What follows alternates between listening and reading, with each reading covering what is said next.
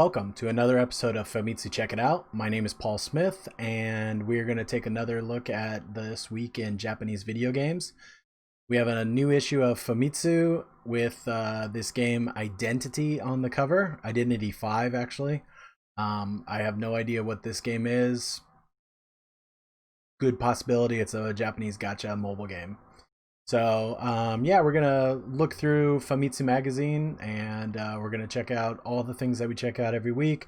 The week's top 30 games, the most anticipated games, all the features, and then, of course, we're going to finish the show off with checking out the new snacks at Japanese convenience stores. So, let's open up the magazine and see what we got here. We can see up here that last week's episode, we talked about this Japanese mobile game called Megido 72 or Nanaju ni. I don't know exactly how to say the number, but it looks like they're doing another feature of that in this magazine. And then this big feature on this Identity 5 game. It looks like it's the second anniversary.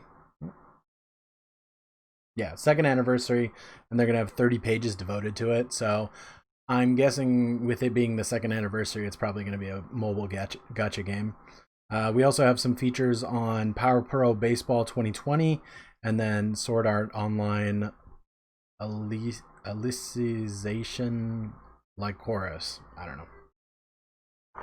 Okay, so let's open up the magazine. First thing we see is some stuff for that Sword Art Online game. NetEase Games has a little feature here. Looks like just some interviews with some people with NetEase Games, and then here's Identity 5. It looks like NetEase Games is behind Identity 5.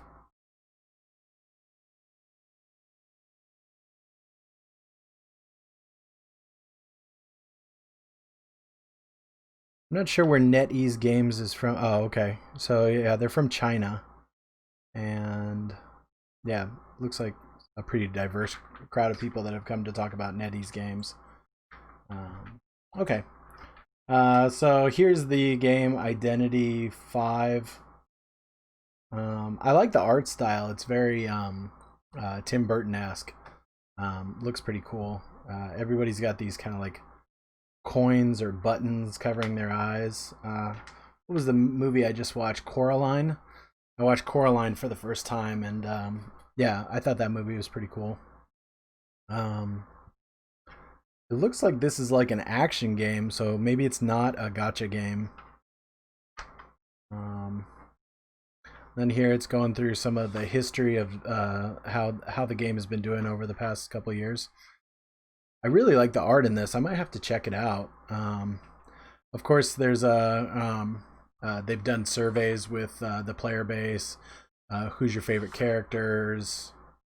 More characters. Yeah, the art style in here looks really cool. Priestess over here, I like her. Lucky guy, he just looks like a normal dude. Coordinator, she looks like some kind of like CIA person. There's a lawyer over here, gardener, doctor. Yeah, so there's a lot of different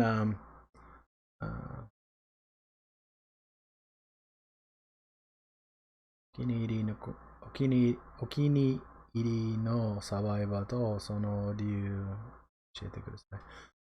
So who's your favorite survivor and what is the reason behind that? So I'm guessing that each one of these is going to be somebody who's played the game and the reason behind why they like each of the survivors. Yeah, so I'm gonna have to check out this game. It doesn't seem like your normal gacha game. So what are these? Okiniiri Hunter. So these are hunters. So it looks like this is maybe some kind of a PvP style game where you're playing like hunters and survivors. Yeah. So yeah, it looks pretty interesting. Here's some talk with the voice staff.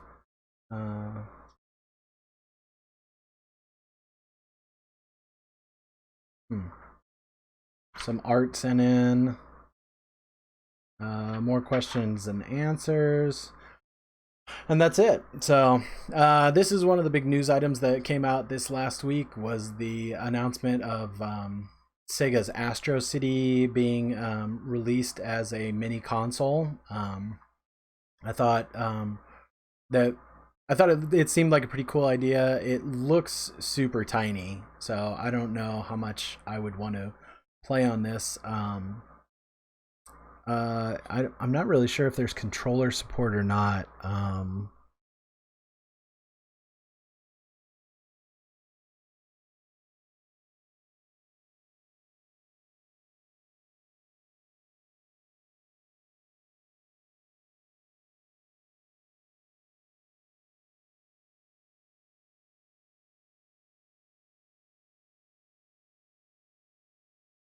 Oh, okay. So yeah, it said that you can also use a control pad here, so that's cool.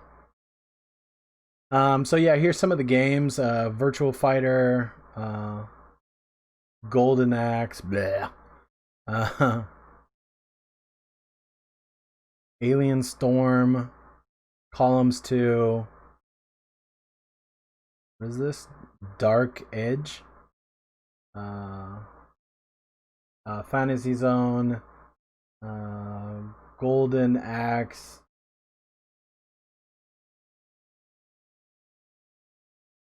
Disada no Fukuke kana? Maybe Fukuke? I'm not sure. Um, Alien Syndrome. Alien Syndrome. Uh, Tank Auto. I'm not sure what Tank Auto is. Um, um, some something Oki. Yeah, I'm not really sure. But yeah, those are 10 of the games that are coming out, at least on the Japanese one. I'm not sure if the American one is going to be any different or if it's just going to be the Astro City is coming out to America and Japan. So over here we have a look at Monster Farm. I always thought Monster Farm was a really cool game. This game first appeared on the PlayStation, and the interesting thing about this game was that you would put music discs into your first you would put the Monster Farm game into your console, you would play, and then at some point in time to bring a monster into the world you would then put a music disc in the game, or the game in memory of the PlayStation. The game that still was in memory would then read that, store that somehow further in memory or on your memory card. I'm not really sure how it worked exactly. And then you would stick the Monster Farm disc back in, and then basically you've brought a creature into the game using your music CDs that you have in your collection. And I always thought it was like one of the most like ingenious things that they did with the PlayStation. The PlayStation actually did quite a few ingenious things that either A, never made it to the United States, or if they did make it, were such a niche market that not that many people really paid attention to it. But yeah, so it looks like they're bringing this game back out on Android, iOS, and Switch. I'm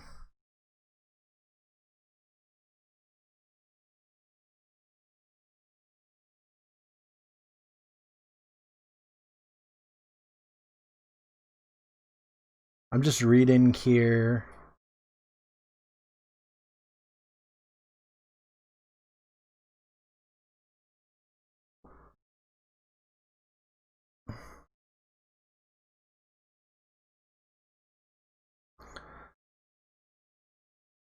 It says something. It says it's going to pull the CD information from a database.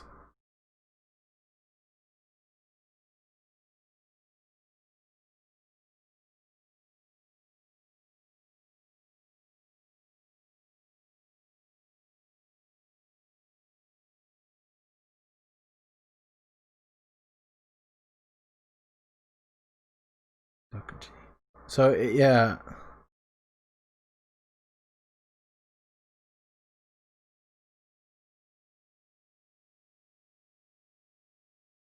So yeah, it says that you will be able to use, huh? Yeah. So yeah, you're gonna pull it from a database. I am guessing that for phone versions, you're gonna be able to get those. Um, yeah, I'm not exactly sure how this is gonna happen. I'm gonna have to read this again more closely because I don't have the brain power and I need my dictionary to get through it all. But I don't know how you're gonna get it onto the Switch. How you're gonna get music onto the Switch? I don't know. I don't think the Switch has music function. Yeah, I don't think you can download like a music player onto the Switch, but maybe you can. I just don't know about it. But at least for your Android and iOS, it might be able to scan the database of physical music that you might have on your phone. But the thing is like nobody really has physical music on their phone anymore because everybody uses Spotify or Apple Music or whatever. So yeah, I'm gonna have to read a little bit more into this, but I do like the idea of Monster Farm coming back. It seems like they probably should have just done integration with like Spotify or something like that because like Spotify is huge in Japan and it's huge in America. So those are the two markets. I mean, I'm sure it's pretty big in Europe as well. I don't know for sure, but those are the at least two of the markets that you need to hit. So um, okay, the next thing we have over here is Dragon Quest Tact, a tactics game using the Dragon Quest series. It looks like it's going to be coming out sometime in summer 2020, so this summer. It's not out yet, so they're just looking more at the game about what the game's going to be like. Um, I when I was out walking more before the rainy season hit. We're in rainy season right now in Japan, which means that it rains every single day. And when I was out walking before the rainy season hit, I was playing Dragon Quest Walk, which is basically a Dragon Quest game in the in line with Pokemon Go. So you go out there and you capture um, Dragon Quest you capture monsters while you're walking around. So um, yeah, but I haven't played it in a little while. So yeah, it might be interesting to play this one. I don't know if there's any walking around element to it. I think it's just a straight up just kind of gotcha style mobile game. So next thing we have over here is what is it? Konkokto Meris Kurita. Kurita. Keruta. Huh? Konkto Mary's Keruta final. Oh, Mary Skelter. Mary Skeruta final. Okay. Not really sure what that's based on. Maybe an anime or something like that. I have no idea. Um,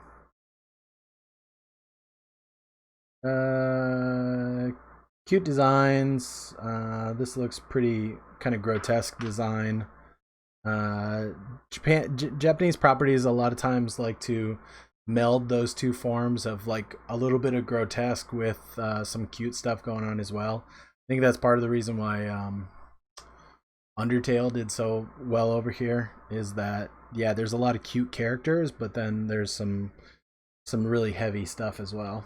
Um, yeah, a couple of games over here. This is all just advertisements for um, books that you can buy, like art books for games. So here's the Sword Art Online feature that they talked about on the cover. Um, graphics look good. Basically, looks like the anime. Novel, comic. Oh, so this might Actually, yeah. I think this is just a feature about the whole series. Yeah, Sword Art Online no Subete, so everything. So this is a huge property in Japan. There's tons of light novels, the anime, games, everything. So this is just kind of talking about the whole series. Interviews with some voice actors here. Japanese people really love their voice actors, and they're really important to people. Um, One of the girls in my class, like I pointed at this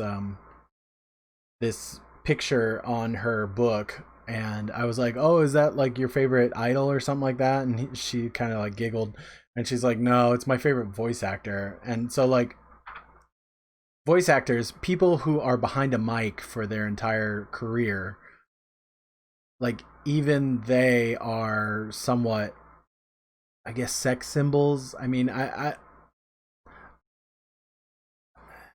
sex symbol seems like a strong thing to be talking about with a junior high school girl, but I mean, she's obviously got him on her book because she thinks he's handsome in some way, especially with the way that he was like sitting and posing in the picture. So, over here is where we get into the game that was that they talked about on the cover, the Sword Art Online Alicization Licoris. Alicization Licoris. Yeah. So, PC, Xbox One, and PlayStation 4.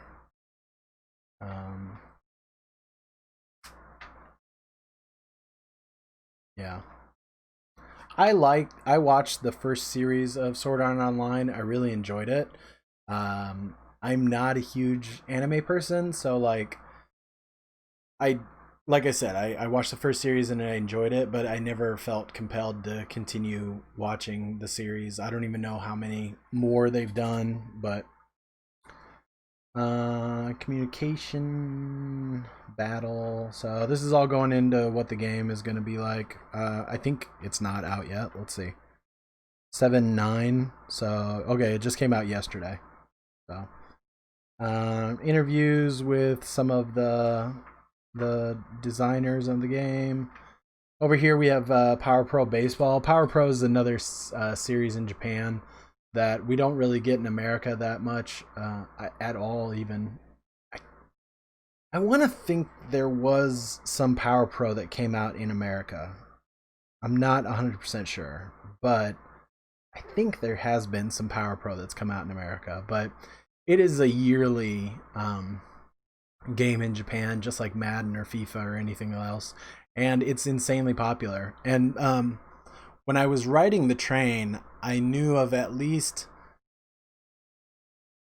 2 or 3 guys just on the amount of track that I rode that would play Power Pro every single morning when they got on the train. So yeah, it's a huge game over here. And the other night I was watching pro baseball game on TV, and right behind home plate there was a big sign about the new Power Pro game is out.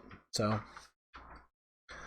and like most sports, you know, there's season mode, but then there's also like kind of like a character building mode and stuff like that. So yeah, it's pretty in-depth game. Um so here they're going to some of that. Um these are the different leagues that they're also featured in there. The 2020 Olympics, My Life mode, uh, Pennant mode, Live scenario. What is that? Do Do Kyaku 9 or Do yeah, I'm not really sure what that is. Uh Power Fest, Power Festival. These are different college teams, so I think this is going to be Success is the game mode. In the Success mode, you're choosing from different college teams, I guess. Yeah. So yeah, Power Pro Baseball is out. So if you're interested in that, if you're interested in some new kind of baseball game, I don't know if they'll translate it into English. I don't know anywhere outside of Japan that it's really popular anymore. Over here we have the indie spotlight. Umurangi Generation. I'm not really sure what this game is. It's like a photography game.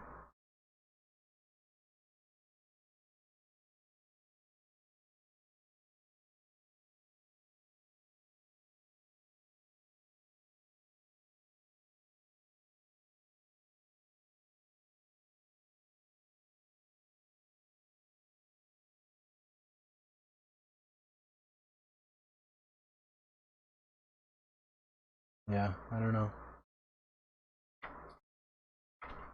Well, looks interesting though.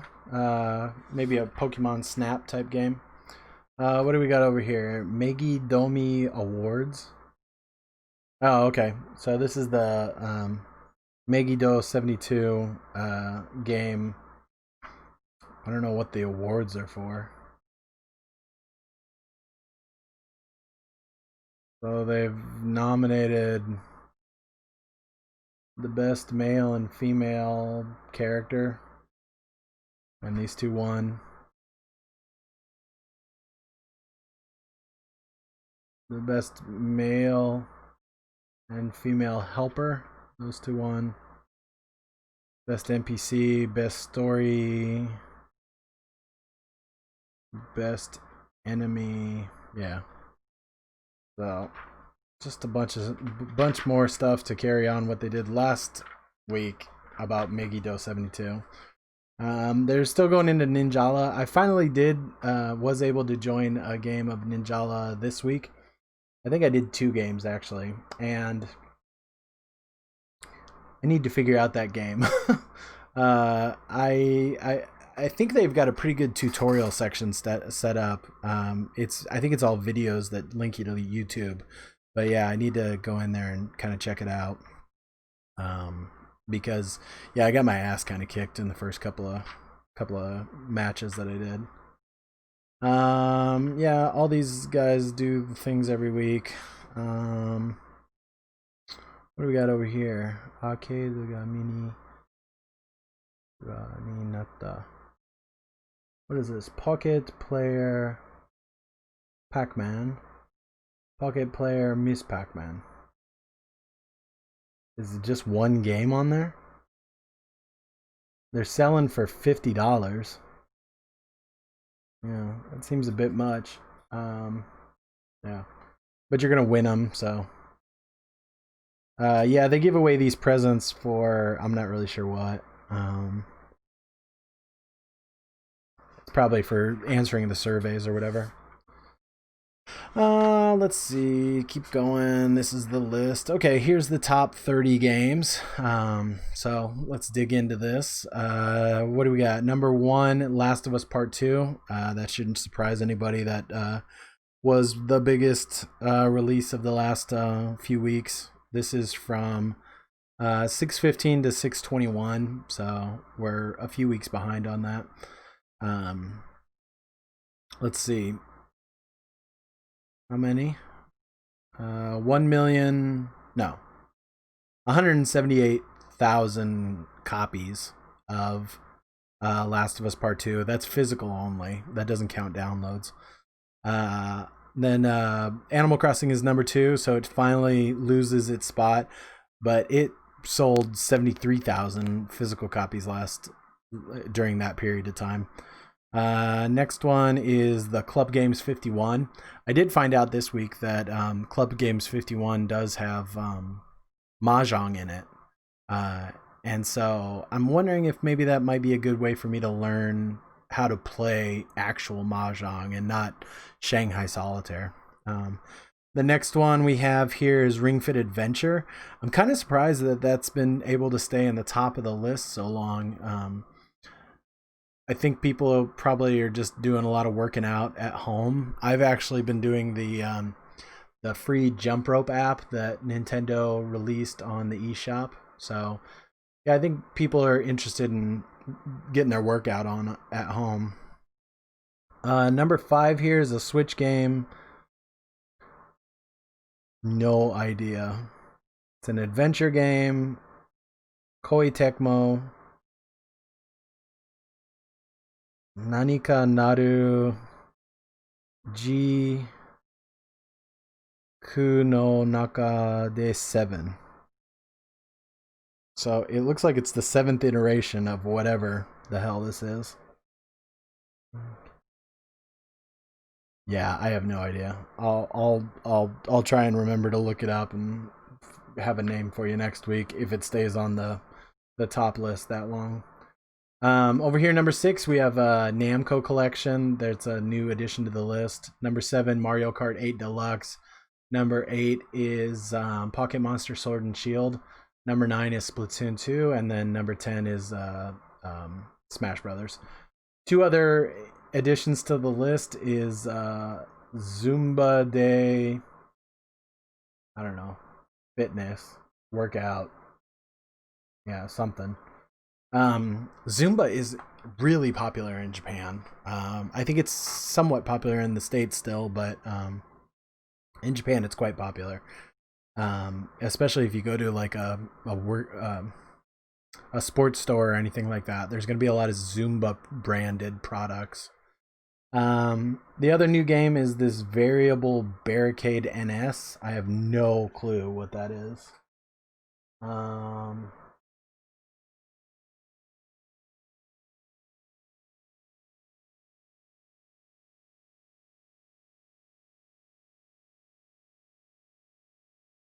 Idea Factory, and it's an adventure game. So that's that. The weekly top 30 most anticipated games. First, we have Tales of Arise. I've talked about how before that's indefinitely been postponed. The coronavirus hit the development team pretty hard, so yeah, they don't really have a release date on it right now. Number 2 is Ghosts of Tsushima. That should be coming out within the next week or so, I think. Yeah, 17th. Number 3 is the new Breath of the Wild game. Number 4 is Cyberpunk 2077. And number 5 is Bravely Default 2. Some of the other new additions to this list. Over here we have number 13, Biohazard Village, Resident Evil Village. Number 26, new Pokemon Snap. Number 28 is Stellaris. Stellaris has not come out on consoles in Japan. I'm not sure if it's on PC, but most people aren't PC gamers in Japan. So yeah, Stellaris on the PlayStation 4 might be a game that could be pretty big. And then number 30 is Elden Ring, the new FromSoft game. Over here, this is the weekly top 10 rookies. These are all games that are original properties. Number 1, Ushiro, as always, that's almost a joke. Number 2, Ghost of Tsushima. Number 3, Cyberpunk 2077. Number 4 is Tenkyu. What have I decided that kanji should be called? Tenkyu no Sakana Hime. Yeah, so the rest of them. What else? So here's cross reviews.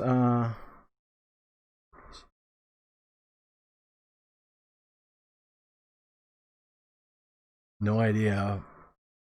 Prissy and Pri in Blockland. Yeah, no idea. What is that? Oh, Blair Witch Japanese version. It actually got alright scores. Got a silver award. Sword Art Online, the game that we were talking about, got all 8s, so not bad for that.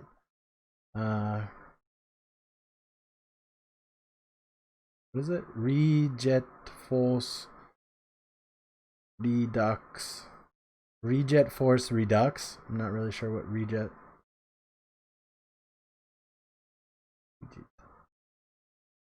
Maybe it's R-Type? I don't know.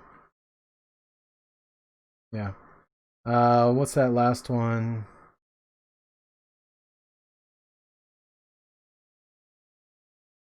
Individable. Yeah, Individable is what it says. No idea. And then Super Mario Origami King. So that got a platinum award, all 9s. So what do we got? Bit Summit Gaiden. So look at that show. Yeah, I didn't do anything with Bit Summit this year. Last year I did some support for them. And then just mainly, yeah, other things. So let's go back to the snacks, my favorite part. So here we are with our snacks. Let's move this camera in a little bit, get a little bit better of a look at all these goodies. So up here we have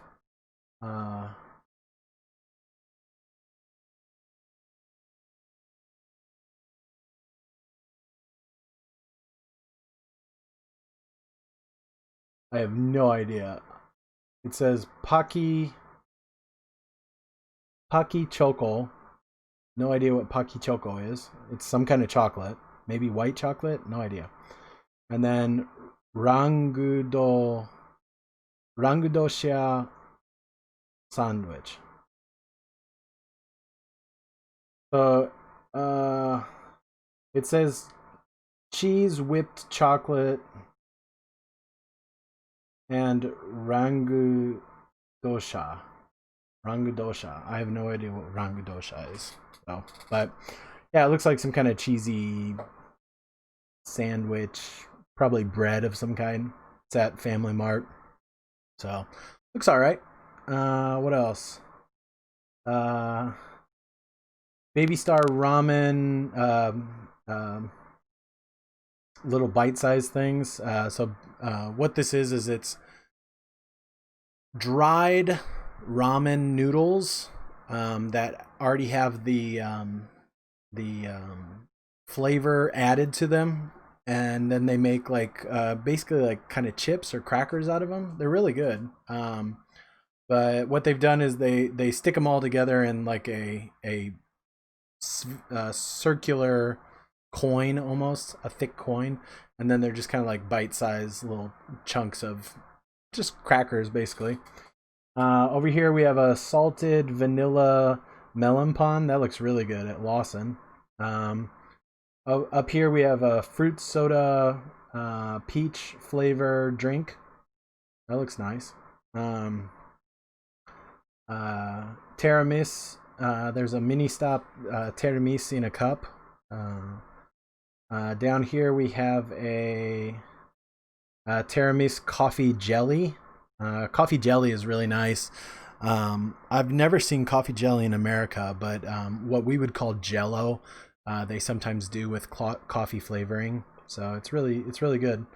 Over here we have a pasta and edamame soup. Yeah. So I don't know if you're gonna eat the soup by itself or no. It says you're gonna put the soup over the pasta. So yeah, you're basically just mixing it in with everything. Over here, there's a matcha flavored ramen cup noodle. That sounds really gross. I don't really like matcha anyways. Yeah, that sounds kind of gross. Down here, Maruchan Kuta is the name of the cups, but this is a chili pepper tonkotsu cup. Sounds all right. So it's gonna be a spicy pork cup noodle.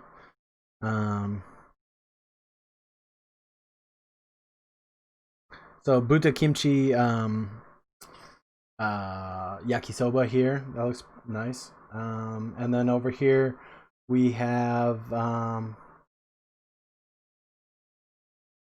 olive oil chips, and then a yuzu mentaiko. Mentaiko are a kind of fish egg, and yuzu I've talked about in previous episodes that it's a more sour. Wait, a little more sweet than a lemon. It's kind of like the middle point between a lemon and an orange, but it's a kind of citrus that's popular over here. So yeah, it's gonna have those two flavors mixed together. Sounds pretty nice. And then down here we have a habanero ring. It's kind of like a chip, but they're not really that spicy. They just call them habaneros to make people think that they're spicy. I don't think they're spicy. So is the that is this week's issue.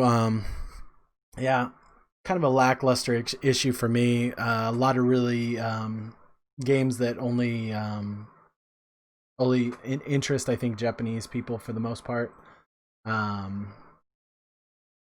I mean, it is a Japanese magazine, so that makes sense. But yeah, a lot of mobile gacha style games. This Identity 5 did look kind of interesting, so maybe maybe today I'll download that and take a look at it, and then maybe next week we can talk about that. So yeah, that's Famitsu. Check it out for this week. We got a pretty short episode, only 30, just over 35 minutes right now. So we'll pick up next week, and we should probably be talking about Ghosts of Tsushima next week, I think. Is that right? 17th? Yeah, that'll be next week when that comes out. So I would guess that is going to be probably on the cover of next week's magazine. So I'll look forward to that. But yeah, thanks for joining me. I saw a few people here watching the live show. The archive will go up probably in the next couple of days, and then yeah, follow me on all my social media stuff. OWR Games on Twitter. My private Twitter is sopachuco13, sopachuco13. You can follow OWR Games on Facebook. Of course, go to the website, owrgames.com. What else? Twitch, OWR_games. On YouTube, OWR Games. You can catch all the archives of this show there. So thanks a lot for joining me this week, and I'll see you again next week, and we'll hopefully have games that interest me a little bit more. So, all right, have a good one. Bye.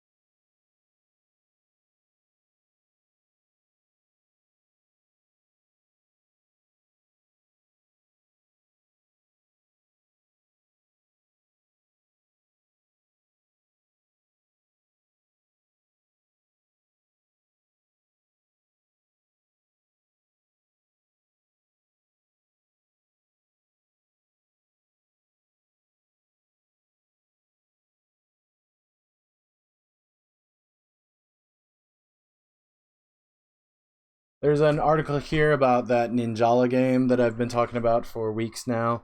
I still have not gotten a good chance to get into it. My son's been going through some sleep regression, and nobody's gotten any sleep, and yeah, things are hard. Let's see.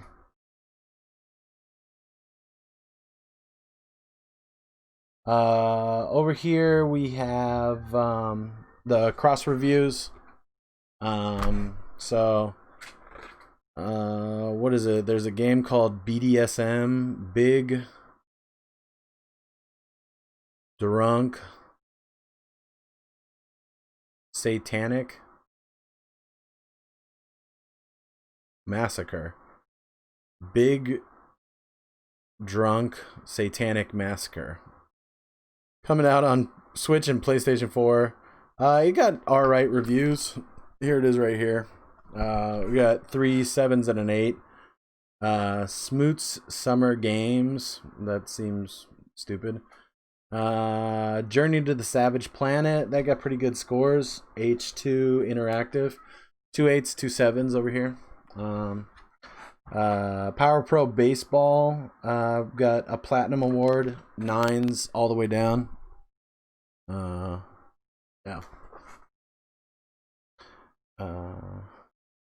A game called Overpass. I'm not really sure what that is. Got 7s, so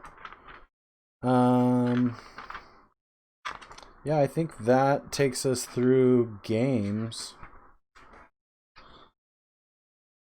Yeah, the back of the book has information about the industry. I found this kind of interesting. I will talk about this for a second. So this is a look at Hamster Games, and Hamster Games was won a Guinness Book of World Record for being the most consecutive weeks to release a video game on the Nintendo eShop, 131 weeks solid.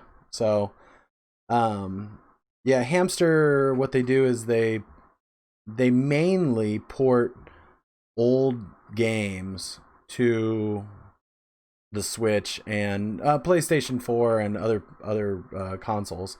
They might do Xbox as well. I'm not really 100% sure, but yeah. So they port a lot of old games to be playable on new consoles. So that's kind of why they're able to do that. I think that it's interesting because they're winning this award on Nintendo's console, but they are taking old Nintendo games and a lot of arcade games and stuff like that, getting the licenses and then putting them out on Nintendo's own system, while Nintendo, on the other hand, has their Nintendo and Super Nintendo emulator things for Nintendo Online users, and they can't be bothered to put a game out once every 2 to 3 months. So yeah, I think it's kind of a sore spot. I would see it as a sore spot for Nintendo that this other company is putting this stuff out. So here we are. We got our snacks. Let's see. We have garlic fried chicken at Family Mart. I'm gonna have to get that definitely. Right here.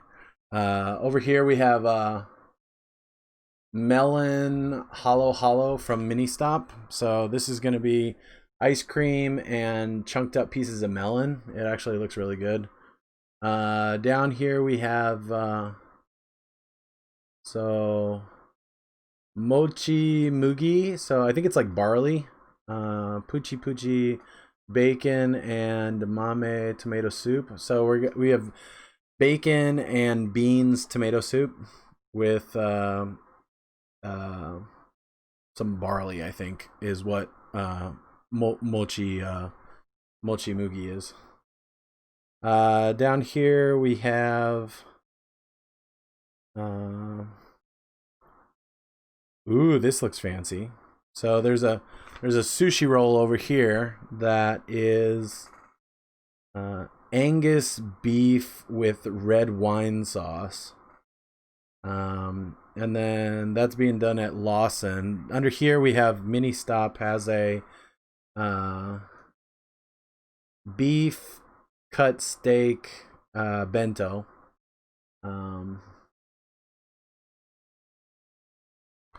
Over here, this looks kind of nice. There's a pork salad with crunchy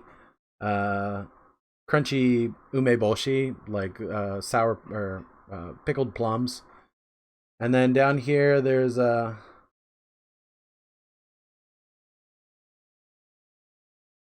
this seems like it's supposed to be like a light thing. It's fried pork cutlets with curry and a salad. So I think basically it's a fried pork cutlet bento, curry bento, that they've just taken the rice out of and put salad with it to make it healthier. And down here we have a beef yakisoba that looks pretty good. What else?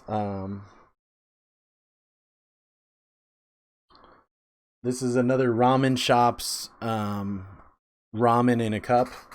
They do that a lot over here. They'll find a ramen shop and do a collaboration with them. Looks like this is a curry ramen.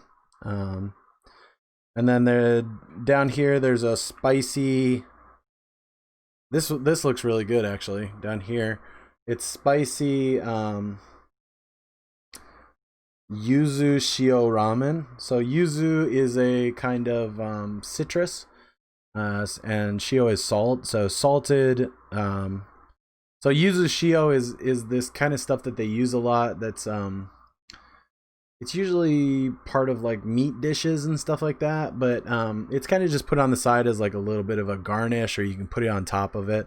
And it's very peppery, very salty, and then it's also got this like sour, lemony kind of yuzu taste to it, and it's really, really good.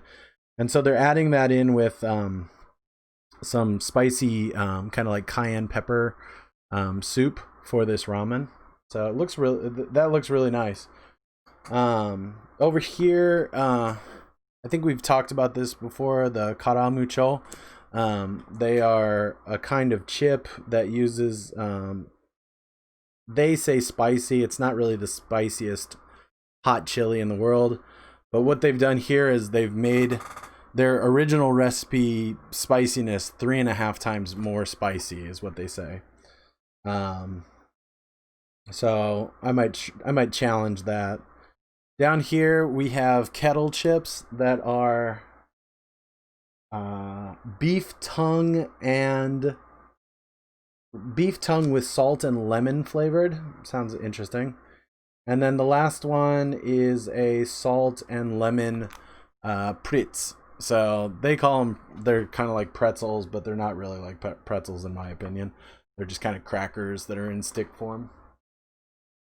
So that is this week's episode of Famitsu Check It Out. That's the magazine. There was a lot in that magazine. I'm definitely going to go back and read through the Ace of Combat feature that was in there. Since I don't really have that much knowledge of those games, I'd like to learn more about them. So yeah, that'll do us for today. We are coming in at 50 minutes right now for our stream. A little longer than I wanted to go, but yeah, I think we had a pretty good episode. Yeah, follow me. Go to my website, owrgames.com. Follow me on social media. You can like my page on Facebook, OWR Games there. And then check me out on Twitter. Follow my Twitter. You can do that at OWR Games, and then my personal Twitter is SOPACHUCO13, SOPachuco13. And then definitely check out my YouTube and follow me there. That's where I'll put the archive to this video, and that's where I put all of my videos. I have a couple of video game reviews that I'm working on right now that I'd like to get done in time for summer probably. And what else am I missing? Yeah, you can check check out my videos on OWR underscore games on Twitch. That's where I've been focusing some of my streaming, just because Mixer has died. I also do a little bit of live streaming at YouTube as well, so you can check that out. But I think for the most part, I'm probably gonna end up choosing Twitch as my platform of choice. But it's still a little bit in there, so follow me on both. Twice the fun. Yeah, so once again, my name is Paul Smith. My website is OWR Games. That's one word review games. And we're going to be back next week with another episode of Famitsu Check It Out. We should hopefully be back to Friday schedule, hopefully. And yeah, I'll try to get this video up maybe tomorrow. So thanks for joining me, and have a good week. Enjoy your 4th of July if you celebrate that.